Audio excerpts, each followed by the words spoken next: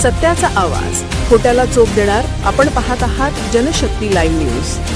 निर्भीड बातम्या, निडर पत्रकारिता.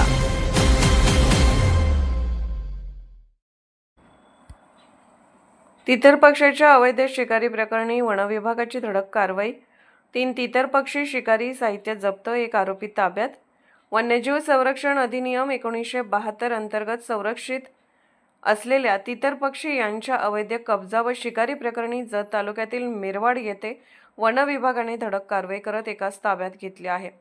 या कारवाईत 3 तितर पक्षी तसेच शिकारीसाठी वापरण्यात येणारे साहित्य जप्त करण्यात आले आहे. 3 फेब्रुवारी 2026 रोजी वन विभागास प्राप्त झालेल्या गुप्त माहितीच्या आधारे मौजे मिरवाड तालुका जत जिल्हा सांगली येथील सुरेश तांबडे यांच्या शेतातील घराची दुपारी 3 वाजता झडती घेण्यात आली.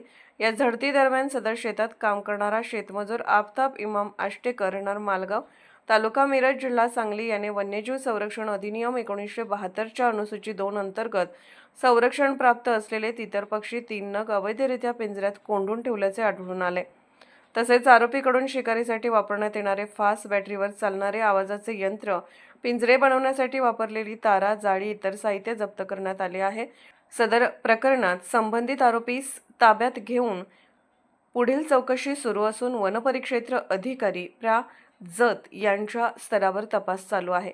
ही संपूर्ण कारवाई माननीय श्री सागर गवते, उपवन संरक्षक सांगली तसेच माननीय श्री नवनाथ कांबळे, सहाय्यक वन संरक्षक सांगली यांच्या मार्गदर्शनाखाली पार पडली.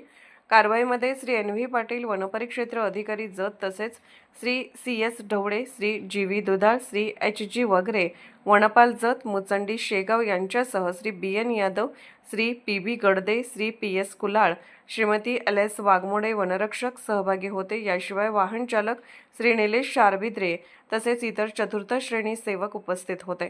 वन्यजीवांची अवैध शिकार व तस्करी रोखण्यासाठी वन विभागाकडून सातत्याने कठोर कारवाई करण्यात येणार असून वन्यजीव संरक्षण अधिनियमाचे उल्लंघन करणाऱ्यांवर कडक कारवाई करण्यात येईल असा इशारा वन विभागाकडून देण्यात आला आहे.